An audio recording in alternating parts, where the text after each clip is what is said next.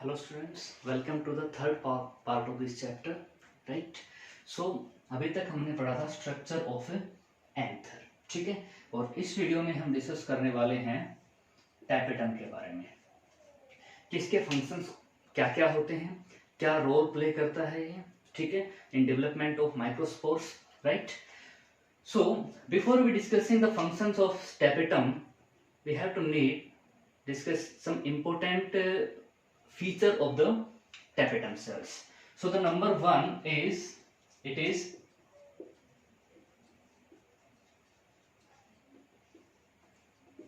the cells of tapetums are multicellular cells, or the tapetum is made up of the multicellular cells, right? And ये जो टैपेटल sales होती हैं ये इनके पास होता है thick cytoplasm. The second one is the cytoplasm, right. ये थे दो इंपॉर्टेंट पॉइंट। अब करते हैं डिस्कस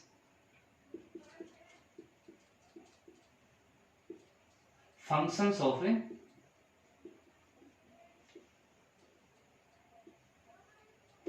टैपेटम।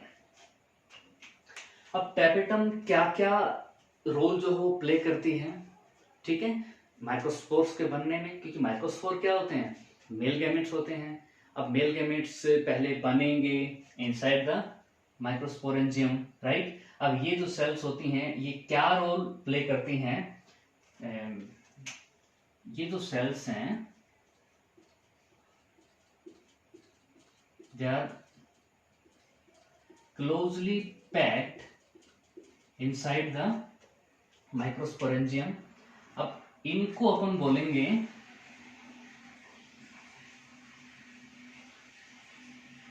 इनको हम बोलते हैं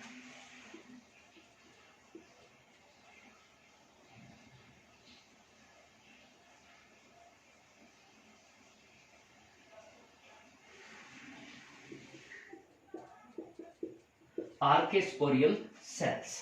इनको हम बोलेंगे आर्केस्पोरियल सेल्स, जो बाद में डेवलप होके बनाते हैं क्या, माइक्रोस्पोर। और माइक्रोस्पोर क्या होते हैं, मेल गैमेट्स, ठीक है, जो बाद में डेवलप होके बनेंगे। मेल गैमेट्स कैसे बनते हैं, इस सारे हिस्ट्री हम डिस्कस करेंगे, राइट। सो टैपेटम का पहला जो फंक्शन है वेरी इंपॉर्टेंट, वो है it provide nutrition to the developing microspore inside the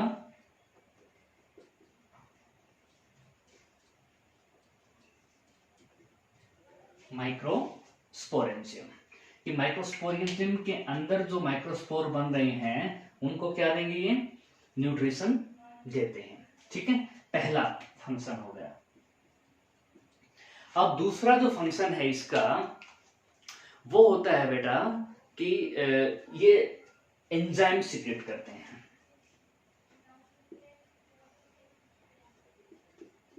enzyme secret करेंगे, और एक फॉर एग्जांपल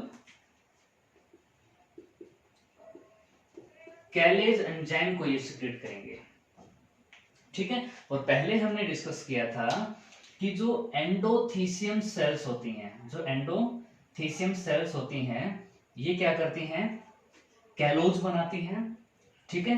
और वो कैलोज फिर कहां जाता है, इनसाइड द माइक्रोस्पोरेंजियम। और ये जो माइक्रोस्पोर सेल्स हैं, ठीक है, जैसे हम यहां देखते हैं,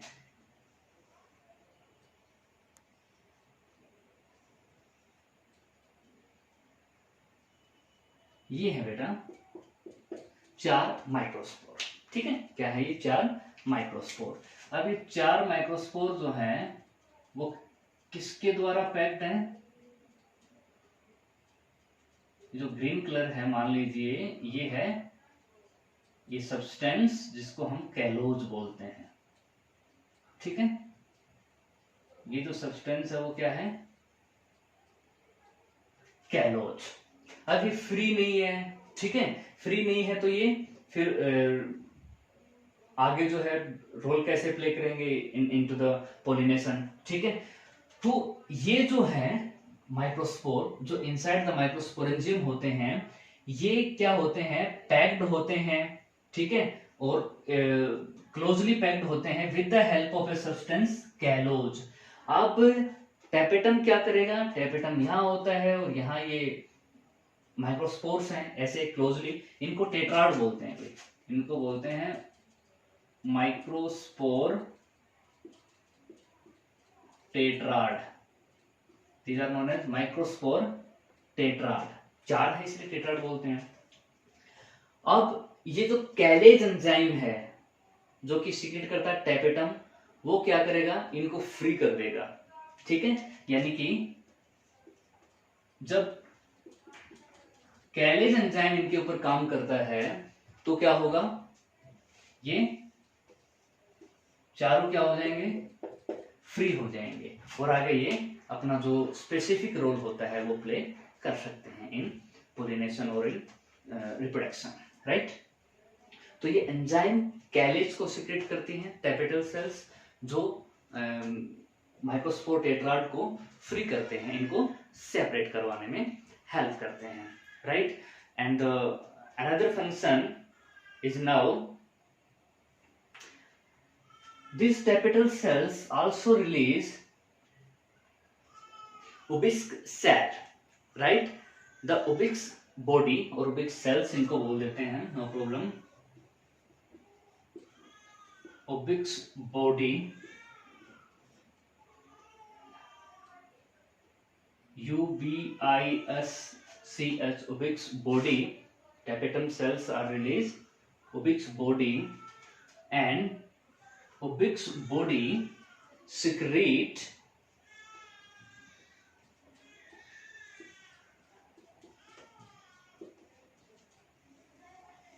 sporopollenin, the substance sporopollenin. So ध्यान दीजिए बेटा कि जो स्पोरोपोलेनिन होता है ये मोस्ट रेजिस्टेंट सब्सटेंस होता है in the living world, right.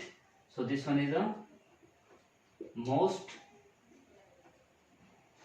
Resistance substance. बोले तो इसको कोई भी एंजाइम डाइजेस्ट नहीं कर सकता, ब्रेक नहीं कर सकता, ठीक है। और यही सब्सटेंस आगे जाकर के बनाता है enzyme of A pollen grain, ठीक है। जो माइक्रोस्पोर होते हैं ना, ध्यान दीजिए, माइक्रोस्पोर टेट्राड जो होते हैं ये कैलेज के एक्शन के बाद क्या हो जाएंगे, फ्री हो जाएंगे। फ्री होने के बाद ये चारों क्या बनेंगे, पोलन ग्रेन बनेंगे। 10th क्लास में सुना होगा ना, पोलन ग्रेन बनेंगे। और पोलन ग्रेन की जो आउटर कवरिंग लेयर होती है उसको एक्साइन बोलते हैं, और वो एक्साइन बनी होती है स्पोरोपोलेनिन की मदद से।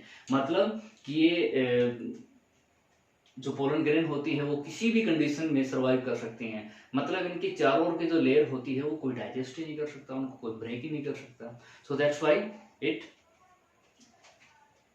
Resistant, most resistant substance, right. So after this all activities, इन सब के बाद जो है एक प्रोसेस शुरू होती है, उस प्रोसेस को बोलते हैं माइक्रोस्पोरोजेनेसिस, ठीक है। बड़ा सिंपल वर्ड है, ठीक है, microsporogenesis.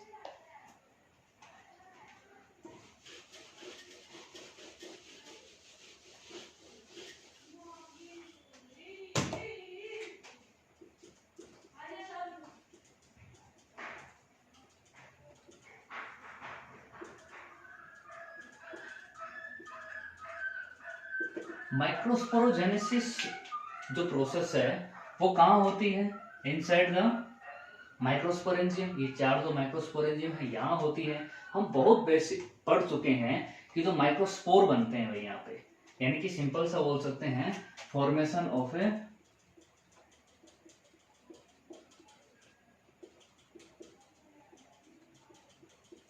Microspore.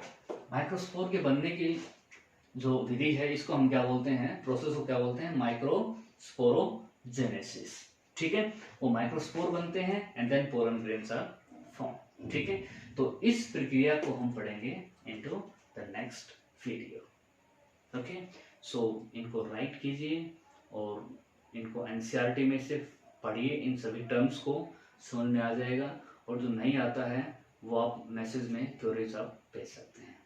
Yes, so thank you for watching.